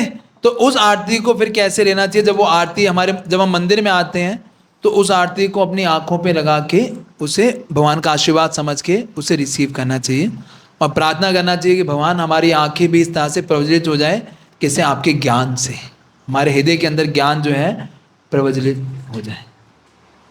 ठीक है, कोई क्वेश्चन है इसमें और? तो ये आरती का बताया गया और यहाँ पे बता रहे हैं, यहाँ पे अब माता जी प्लीज बैठ जाइए, है। इसका श्रील विश्वनाथ चक्रवर्ती ठाकुर कहते हैं जो कोई भी ब्रह्म मुहूर्त, ब्रह्म मुहूर्त पता है क्या होता है? सूर्योदय से 1.5 घंटे पहले का समय, उसे ब्रह्म मुहूर्त बोलते हैं। वो ब्रह्म मुहूर्त क्या होता है? वो एक ऐसा, जैसे हमारे उसमें 8 पहर होते हैं, पता है ना? एक पहर कितने का होता है? 3 घंटे का। और एक पहर के अंदर वो होते हैं 48 मिनट्स का एक, उसे क्या बोलते हैं?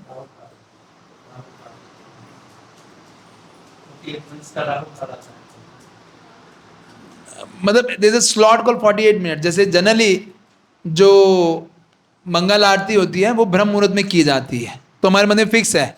अब कोई बोले भाई अब सर्दियाँ हैं तो 7 बजे खुल सूर्योदय होगा, और किस दिन सूर्योदय हुआ ही नहीं तो उस दिन तो मंगल आरती करोगे नहीं आप लोग, है कि नहीं? तो फिक्स है मंदिर में 4:30 बजे कहीं भी हो तो हम ये करते हैं, है ना। और उस ब्रह्म मुहूर्त में ऐसा बताया गया है, श्री विश्वनाथ ठाकुर कह रहे हैं, पढ़िए सारे मेरे साथ एक साथ, क्या कह रहे हैं विश्वनाथ ठाकुर? अशोक प्रभु पढ़ो एक बार जोर की। क्या कह रहे हैं? कोई अगर मंगल आरती करता है ब्रह्म मुहूर्त के समय, सभी एक साथ पढ़ेंगे, फिर आप स्टार्ट करो।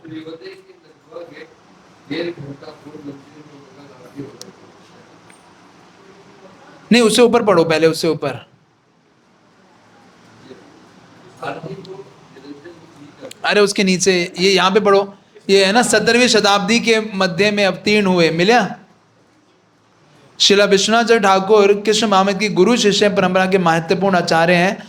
उनका कथन है, अब पढ़िए सारे एक साथ, जो कोई भी ब्रह्म मुहूर्त के समय श्री गुरु के प्रति समर्पित सुंदर प्रार्थनाएं गुरु अष्टक को गायन सावधानी पूर्वक उच्च स्वर में गान करता है, उसे मृत्यु के समय वृंदावन नाथ भगवान श्री कृष्ण के चरणों के प्रति प्रत्यक्ष सेवा का अवसर प्राप्त होता है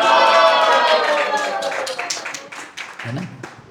कि ब्रह्म मुहूर्त के समय अगर आपने क्या करा, जो हम ये डेली गाते हैं, संसार दावान ललिडलोका तनय कारुण्या गना गनात्वाम प्राप्त से कल्याणा गुणानवास्या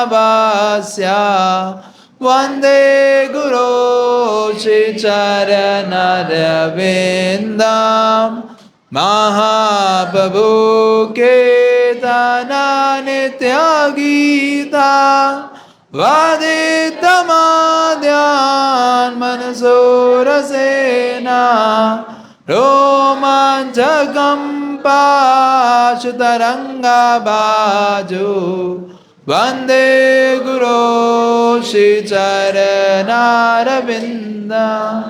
है ना। तो इस प्रार्थना को कैसे गाना है? उच्च स्वर में, खाली मन मन में मत गाना।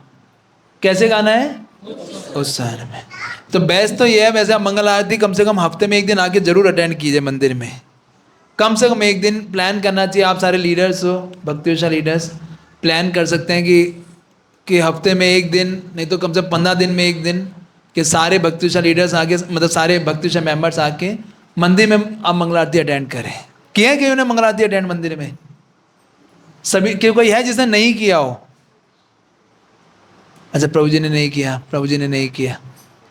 तो आप कैसा एक्सपीरियंस होता है जब मंदिर में करते हैं साथ में, है कि नहीं? तो वो हमें करने के लिए आना चाहिए। और डेली एक रहेगा मिनी कार्तिक, डेली मंगल आरती, डेली आना। आपको डेली आप जो आप भगवान के जो सुबह का जो प्रोग्राम है, प्रभुपाद जी कहते थे, और मैंने प्रभुपाद एक जगह लिखते हैं, one who serious about spiritual life, जो भक्ति में एक्चुअल में गंभीर था, वो कैसे पता लगेगी? One who gets up before 4 AM, 4 बजे से पहले जो उठता है, इसका मतलब वो आध्यात्मिकता में बहुत क्या है, गंभीर है। वो हमारा एक मापदंड है कि मैं कितना गंभीर हूँ, क्या मैं 4 बजे उठने का प्रयास कर रहा हूँ? क्योंकि सुबह का जो समय है वो भक्ति के लिए ही बना है।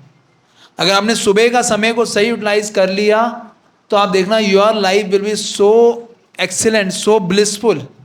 और सुबह अगर दिक्कत हुआ तो पूरा पूरा दिन कैसा जाता है? कीर्तनिया सदाहरी, माला चलती रहती है पूरे दिन, 2 माला इधर, 3 माला इधर, 4 माला इधर, वो बात करते करते, गाड़ी चलाते चलाते, रिक्शा पे घूमते घूमते मालाएं हो रही होती है कि नहीं?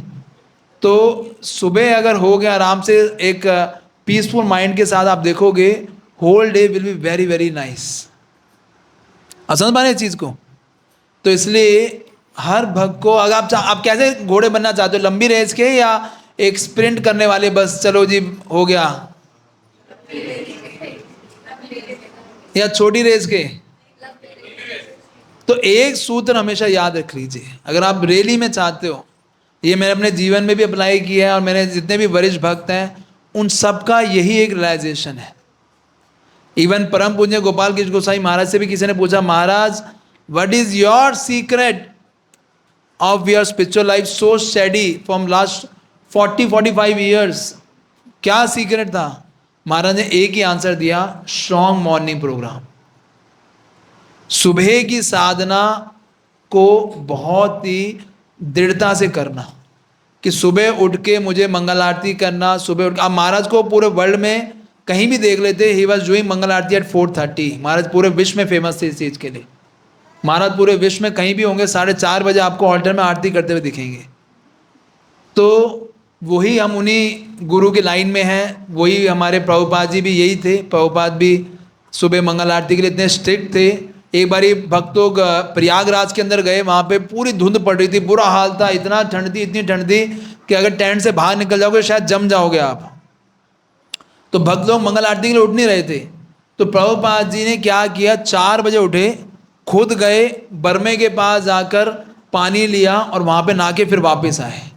तो प्रभुपाद जी के शिष्य थे, बोले उसके बाद जिंदगी में हमने कभी सोचा नहीं था कि हम 4 बजे से लेट उठेंगे। कि प्रभुपाद 70 साल 75 साल की उम्र में एक बूढ़ा व्यक्ति उठ के हमारे सामने दिखा रहा है, देखो तुम लोग कितने आलसी और कितने एकदम वो क्या बोलते हैं उसे, हैं, कोई मतलब किसी काम के नहीं हो तुम लोग, हैं? हाँ। तो ये चीज को अपने जीवन में अंगीकार करना कि हम सुबह का जो मॉर्निंग प्रोग्राम है उसको मैं आपको ये गारंटी देता हूँ, मतलब आपको आप में से एफिडेविट पे साइन कर वो भी कर दूंगा। अगर आप एक चीज़ को अपने जीवन में पकड़ लोगे कि मैं सुबह का मॉर्निंग अपने जीवन में इसको लागू करूँगा, तो मैं आपको ये गारंटी दे सकता हूँ, आपको स्पिरिचुअल लाइफ में चाहे कितनी मर्जी डिफिकल्टीज आ जाए, आप कभी भी भक्ति से कभी च्युत नहीं हो सकते। कभी आप भक्ति से आप जैसे बोलते हैं कि आप मतलब you will have a very very good time in your Krishna consciousness. अगर आप सुबह का ये मॉर्निंग प्रोग्राम को बस गांठ बांध दीजिए कि सुबह मुझे चाहे हुक और क्रुक, मुझे सुबह का साधना करनी ही करनी है, चाहे कुछ मर्जी हो जाए। सुबह मंगल आरती करनी है, सुबह माला बैठ के जप करना है, थोड़ा अगर हो सके तो अध्ययन कर लीजिए, रीडिंग कर लीजिए। अपना एक शेड्यूल बनाइए कि सुबह मुझे उठ के क्या करना है, ये मॉर्निंग प्रोग्राम करना ही करना है। और वो हैबिट कैसे पड़ेगी, कम से कम एक हफ्ते में एक दिन आके मंदिर के साथ कीजिए, then you get a habit, है ना। आप इतना बड़ा मत कीजिए, मंदिर में तो बहुत बड़ा होता है, कम से कम छोटा भी कर सकते हैं। जैसे हम लोग जब बेस में रहते, जब मैं कॉलेज के अंदर था तो हमारे बेस में क्या होता था, हम सुबह 4:30 बजे सबसे पहले शिष्टाश्रम करते थे, 4:30 to 4:40 तक। और फिर उसके बाद हम लोग माला चालू कर देते थे 6:40 तक, 2 घंटे तक माला करी। 6:40 फिर हम लोग उस समय, क्योंकि वहाँ पे आसपास के लोग उस समय जहाँ पे हम रह रहे थे सोसाइटी में रह रहे होते, अगर उस समय सुबह 6 साढ़े 4 बजे शंख बजाएंगे, मंगल आरती करेंगे, तो लोग हमारा आगे बैंड बजा देंगे, है कि नहीं। वो बोले हमारी नींदों को हराम कर दिया।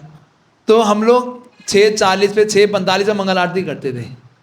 6:45 से लेके 7:15 बजे तक आधा घंटा उसमें मंगल आरती भी हो गई, तुलसी आरती भी हो गई, नरसिंह आरती, तीनों 25 मिनट में हो जाता था हमारा। फिर 7:30 बजे से 8 बजे तक हम लोग आधा घंटा श्रवण करते थे, और 8 बजे प्रसाद पाके अपने कॉलेज के लिए निकल जाते थे, है ना। तो ये हमारा डेली का शेड्यूल रहता, 4:30 से लेके 8 बजे तक, मतलब we are there in the morning program. और मैं मॉर्निंग में इंचार्ज बनता था, डेली किसको कौन आया कौन नहीं आया सबके अटेंडेंस लगाना, जो नहीं आया उसको प्रसाद नहीं है आज। हाँ, मैं किचन चार्ज भी था, दोनों चीज़ थी मेरे पास। जो नहीं आया मॉर्निंग प्रोग्राम में आज उसका प्रसाद नहीं है ना। अब वो बाहर भी नहीं खा सकता, भक्त है, खाएगा भी नहीं बाहर, है ना। या फिर उसको स्वीट नहीं देते थे हम लोग, आज की स्वीट बंद, है ना। तो वो था, तो वो स्ट्रिक्ट रहते थे। तो आज वो सारे के सारे भक्त जो अच्छा मौनियम जो किया, आज सारे मंदिर के बड़े बड़े टेम्पल प्रेसिडेंट बने हुए हैं। वो आज सारे कोई बड़ी बड़ी सेवाएं कर रहे हैं, बड़ी बड़ी जिम्मेदारी पद पर हैं। और जिस व्यक्ति का मैंने देखा मौनियम ढीला होता है, सुबह उठता ही नहीं है, उसने का नाम ही नहीं लेता, वो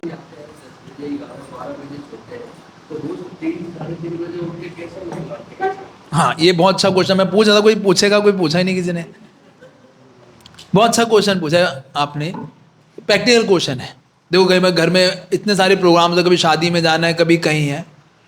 तो परम पूज्य गोपाल कृष्ण गोस्वामी महाराज जी बड़े प्रैक्टिकल थे। उन्होंने बोला कि गृहस्थों के लिए अगर वो ये नहीं कर सकते, कम से कम 5:30 बजे तक जरूर स्टार्ट कर लें। 5 बजे उठ जाइए, अगर नहीं उठ पाते आप इतनी जल्दी, कम से कम 5 बजे उठ के 5:30 बजे तक नहा धो के तब कर लीजिए, लेकिन इससे डिले मत कीजिए।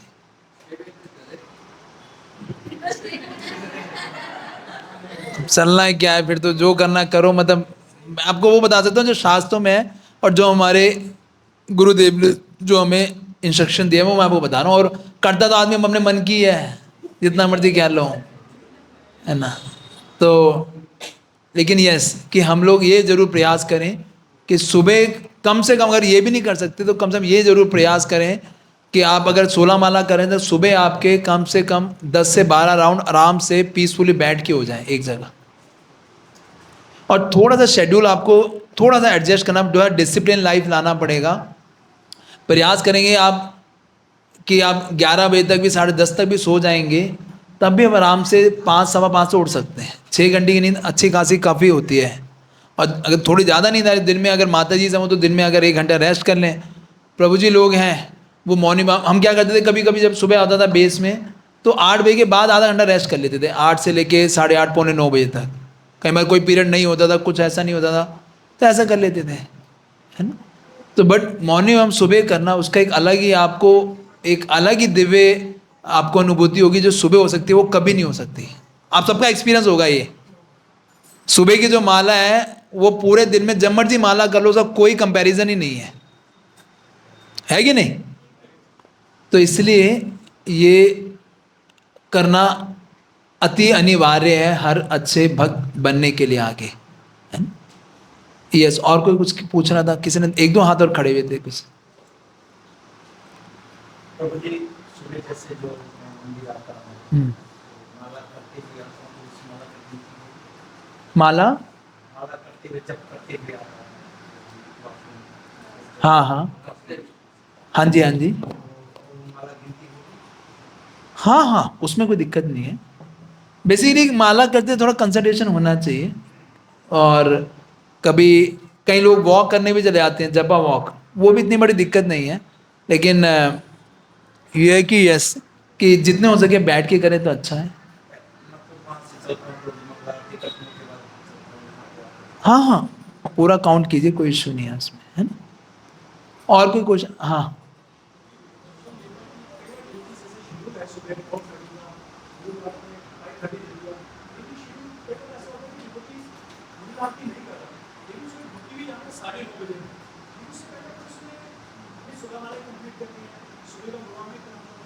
और उसको पता है कि मैं ड्यूटी जाने के बाद उस पीरियड में मुझे रेस्ट नहीं है, तो उस पीरियड में उसको कैसे करें?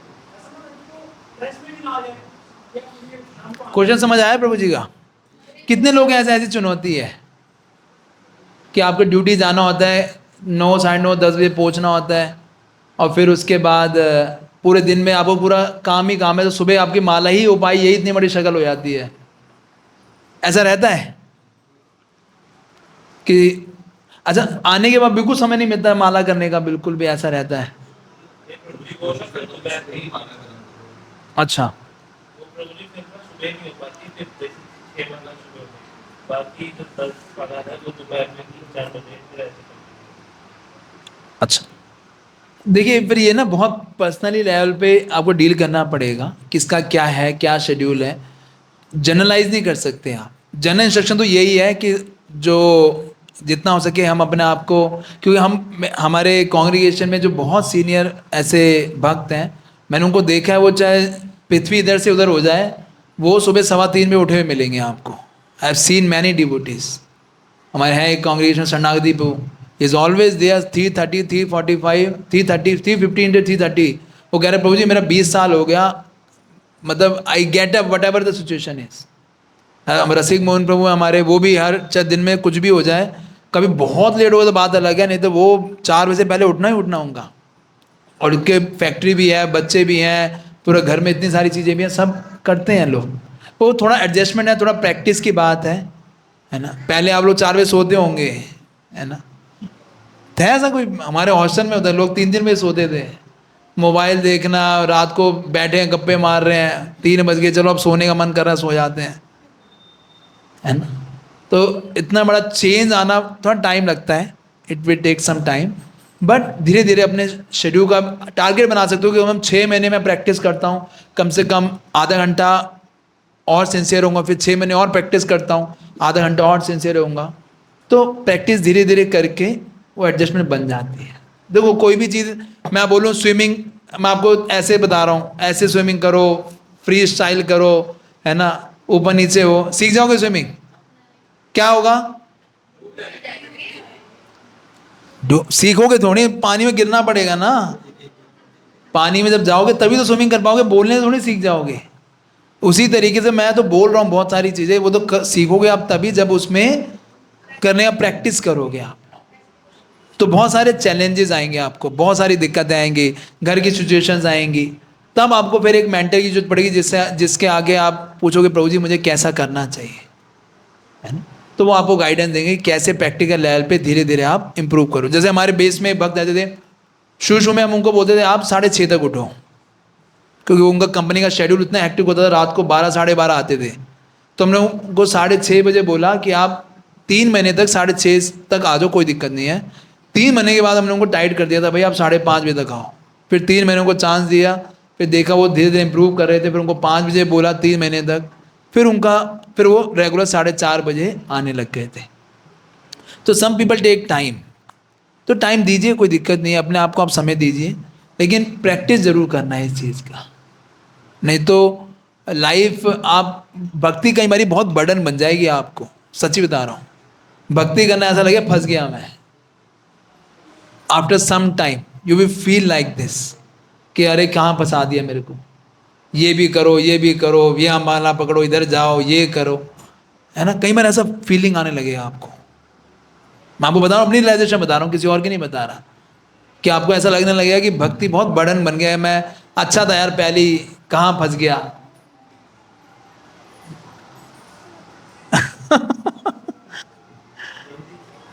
तो इसलिए कुछ चीज़ें हैं, अगर आप चाहते हो कि आप बिल्कुल मिजरेबल हो जाओ तो लेट उठो, है ना? आप चाहते हो बिल्कुल जीवन, आध्यात्मिक जीवन में दिक्कत आए तो लेट उठ सकते हो, लेकिन आप चाहते हो रियली में आपका आध्यात्मिक में और नरिश हो, आप और सीरियस और गंभीर भक्त बने, तो इस प्रैक्टिस को अपना लीजिए। आप बहुत अच्छे समय तक अच्छे भक्ति में बहुत कंट्रीब्यूट कर पाओगे, अपनी सेवा भी अच्छे से कर पाओगे, और काफ़ी आगे अच्छे लग पाओगे। कोई क्वेश्चन है किसी का? हाँ, जैसे मंगला आरती घर पे क्या आरती है, घर पे ड्यूटी से कितना बार जैसे कम से कम एक बारी, शाम को भी कर सकते हो पूरी आरती। भाई सोचा मैं गौर आरती में करूँगा शाम को, कहीं करते हैं डिवोटी, वो सुबह नहीं कर पाते, सुबह हेक्टिक होता है, तो सुबह खाली वो अपना जप कर लिया है, थोड़ा सा भगवान को बस उठा दिया और भगवान को नहला दिया। आरती वगैरह वो शाम को करते हैं। अब उनका शेड्यूल इस तरीके का है, तो इसलिए मैं कह रहा हूँ बहुत सारी चीज़ें पर्सनल होंगी, है ना। हाँ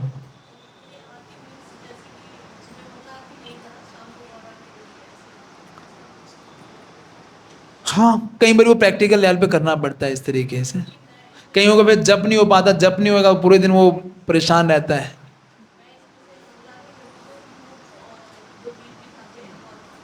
पुष्प दिखाए थे, ठीक है, वो भी ठीक है, दैट्स ओके।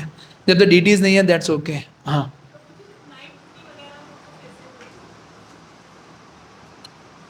तो नाइट में तो और भी बढ़िया आपके लिए, 4:30 बजे चालू हो जाओ, आपको तो कुछ उठने की भी दिक्कत नहीं है, हैं?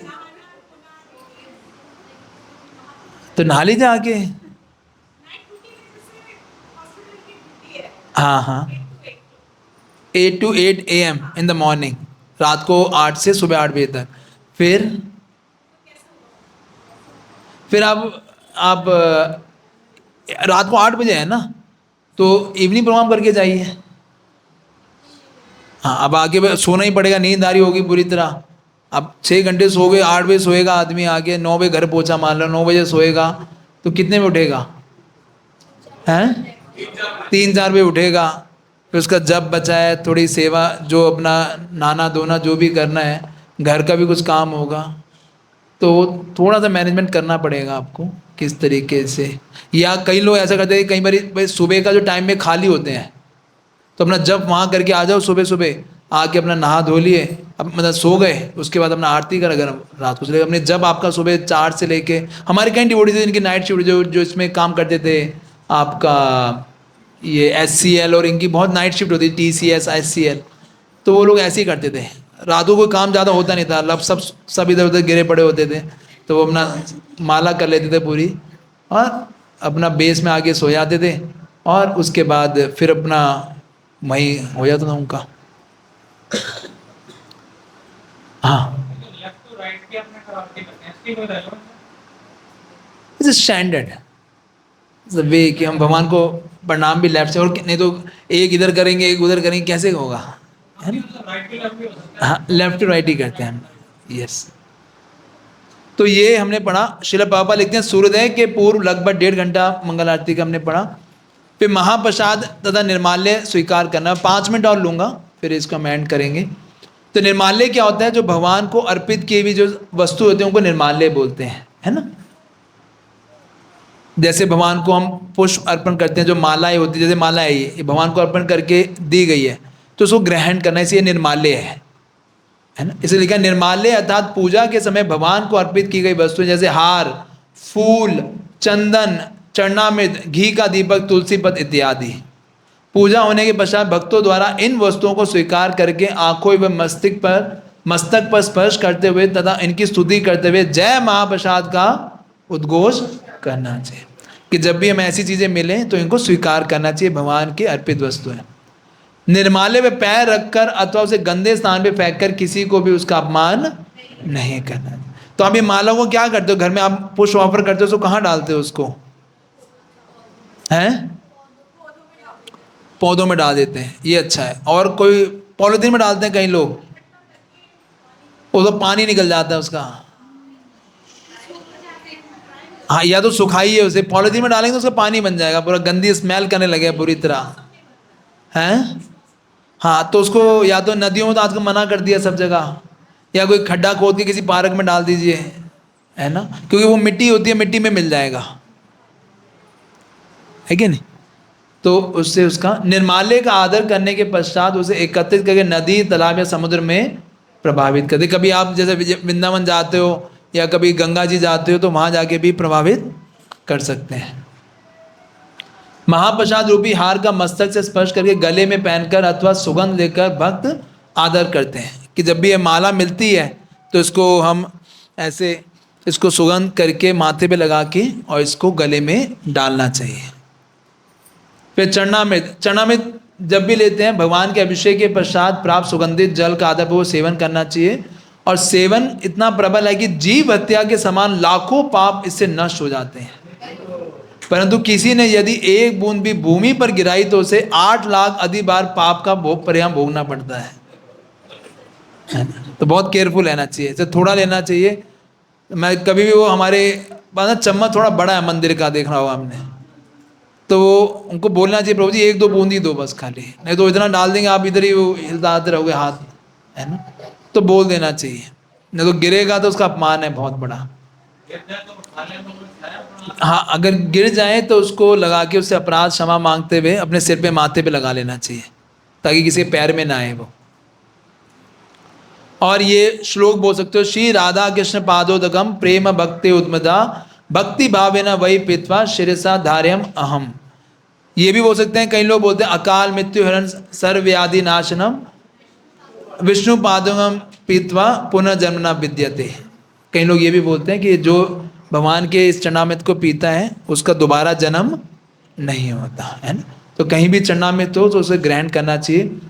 पुजारी चरणामृत वितरित करते समय तथा भक्त चरणामृत ग्रहण करते समय एवं मस्तक पर लगाते समय उपरोक्त मंत्र का उच्चारण करें।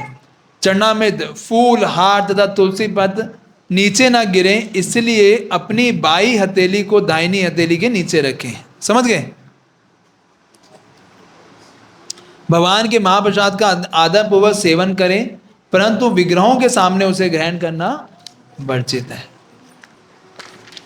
फिर ये घी का दीपक है, बस इसको यहीं पे खत्म, 2-3 चीजें रह गई तो फटाफट खत्म कर देते हैं। कुछ पारंपरिक मंदिरों में दीपक को सर्वप्रथम पीछे स्थित गरुड़ जी के पास ले जाया जाता है। हमारे मंदिर में आप देखो सबसे पहले दीपक किसको दिखाते हैं? प्रभुपाद जी को, फाउंडर आचार्य के रूप में। उसके बाद जो सबसे सीनियर डिवोटी हैं मंदिर के, उनको सबसे पहले दिखाया जाता है, या कोई गेस्ट आता है उनको पहले दिखाते हैं, या कोई महाराज आए हैं तो उनको दिखाया जाता है। उसके बाद जो मंदिर के वरिष्ठ भक्त हैं, और फिर सारे एक लाइन में उनको दिखाया जाता है। क्लियर है? इसमें कोई डाउट तो नहीं है ना? तो इस तरह से दीपक को दिखाया जाता है। फिर भगवान के वस्त्र भी निर्माल्य हैं, उनका प्रसाद के रूप में आदरपूर्वक वितरण किया जा सकता है। अन्य जैसे हमारे मंदिर में क्या करते हैं, जो भगवान के वस्त्र होते हैं उनके क्या बनाए देते हैं? वो हमारा एक स्टॉल लगता है, आपने देखा होगा हर संडे को, वो सारा निर्माल्य का है। जो भगवान की ड्रेस होती है वो हम वल्लभी शाह माता को देते हैं, वो उसके अलग अलग लड्डू गोपाल की ड्रेस बना देती हैं, उसी के पर्स बना देती हैं, उसी की और चीज़ें बना देती हैं जो कि भक्तों के काम में काम आ जाए, है ना? तो उसको हम यूटिलाइज कर सकते हैं। लेकिन उन वस्तुओं को केवल भक्ति में कार्यों के लिए काटना अथवा सीना चाहिए। और फिर महाप्रसाद है, भगवान भारत के अधिकांश मंदिरों में देखा जाता है कि दर्शनार्थी के पश्चात पुजारी थोड़ा सा महाप्रसाद गर्भगृह से बाहर आकर सभी भक्तों को बांटते हैं। हमारे मंदिर में नहीं होता ये, लेकिन वो हम मतलब इन चरणामृत के रूप में ही हम दे देते हैं। कभी कभी प्रचार की दृष्टि से नए लोगों को प्रसाद बांटा जाता है। भक्त इस उचिष्ट को तुरंत स्वीकार करते हैं। जैसे हमने देखा होगा, कभी 12 बजे आओगे तो खिचड़ी मिलती है 12:30 बजे, राजभोग की खिचड़ी बोलते हैं उसे। खाइए किसी ने? 12:30 पौने 1 बजे निकलती है। तो हम पूरे सारा महाप्रसाद जो बच जाता है उसकी खिचड़ी बना देते हैं और सब भक्तों को वितरित कर देते हैं। यदि संभव हो तो प्रसाद को भगवान के समक्ष ना खाकर मंदिर से बाहर आकर खाएं।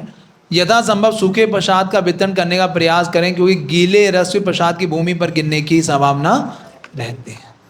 ठीक है, तो कोई क्वेश्चन है तो आप लोग पूछ लीजिए, और फिर हम लोग अगला जो है क्लास नेक्स्ट टाइम में जो आगे के जो बच गए हैं वो हम डिस्कस करेंगे। और एक चीज़ मैं भी क्वेश्चन ले लेता हूँ। तो अगली बार हम ना ये इसमें प्रसाद सेवन और ये डिस्कस करेंगे, वितरण करना, कैसे प्रसाद हमें पाना चाहिए और कैसे उसका वितरण करना चाहिए। तो उसके लिए हमें क्या चाहिए होगा? हमें कुछ बाल्टियाँ चाहिए होंगी, कुछ कड़छियाँ चाहिए होंगी, और फिर हम यहीं पे ग्रुप्स बनवाएंगे। प्रसाद तो वैसे आप लेके ही आते हो तो वो तो बट ही जाएगा, उसमें कोई दिक्कत नहीं है। लेकिन क्या सही तरीका है, क्या गलत तरीका है प्रसाद बांटने का, वो हम लोग देखेंगे। ठीक है, तो बाल्टियाँ आ जाएंगी, कड़छियाँ बाल्टियाँ, है ना? तो उसमें हम कर लेंगे। यस अशोक प्रभु।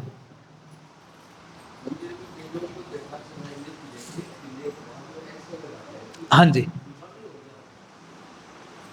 हाँ, अच्छा चरणामृत ना क्या है, कहाँ से ग्रहण किया जाता है, ये बोलते हैं ब्रह्म रंध्रान बोलते हैं इसे, ब्रह्म तीर्थ भी बोलते हैं कई लोग।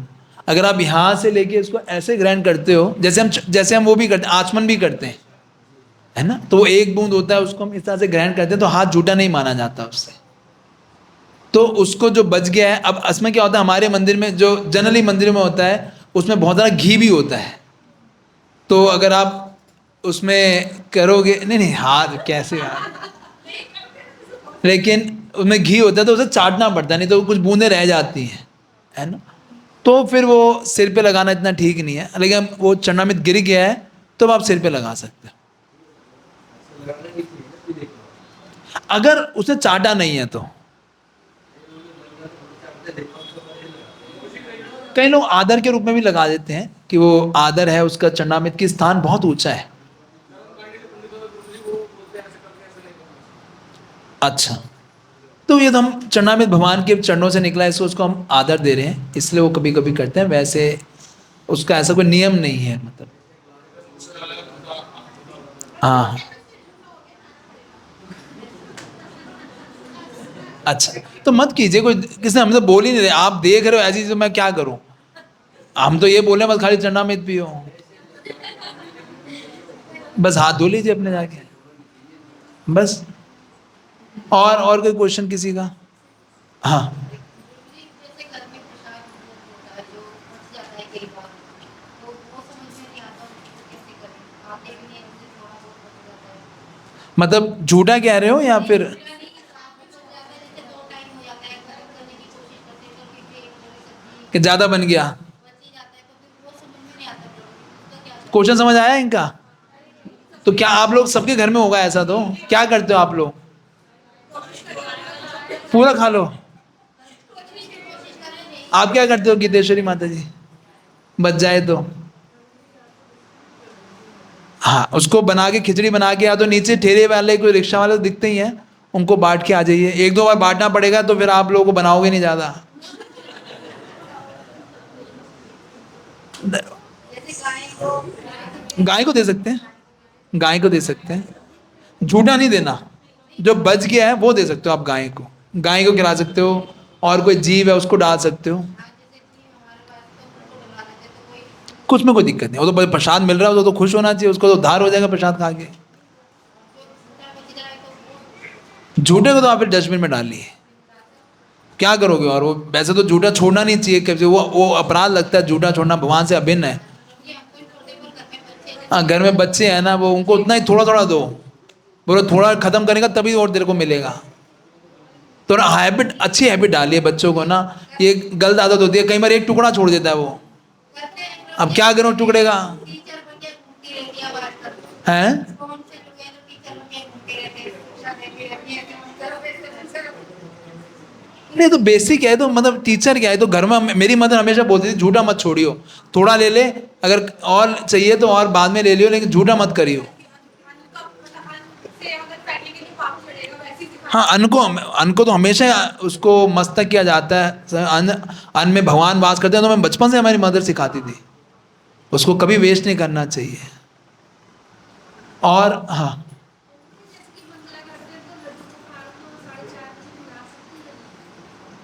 हाँ क्यों नहीं, इसमें दिक्कत क्या है, बात नहीं, 4:30 बजे अगर कर सकते हो तो कोई दिक्कत नहीं है। हाँ हाँ, असल में घर में इतने स्ट्रिक्ट रूल्स नहीं है, मंदिर में तो क्या होता है भगवान को हम उठा देते हैं, फिर उसके बाद क्योंकि बहुत उसमें उसका बोलते हैं उसे उपचारण होता है, 2.5 घंटे का होता है मंदिर के अंदर, वो अलग अलग डीटीज का, जिसमें चरणामृत मिलता है आप लोगों को जो, तो वो घर में इतना पॉसिबल नहीं होता, तो आप सुबह सुबह कर लीजिए सारा एक साथ, कोई दिक्कत नहीं है। क्योंकि घर में मंदिर में इतने सारे भक्त आते हैं, तब जाके इतने डीडी किचन, ये पूरा फैक्ट्री है डीडी किचन हमारा, इतना लोग आता है इसमें, डेली के सुबह से लेकर रात तक काउंट करो 80 लोग आते हैं हमारे कम से कम डीडी किचन में सेवा करने, तब जाके पूरा ऑल्टर मैनेज होता है।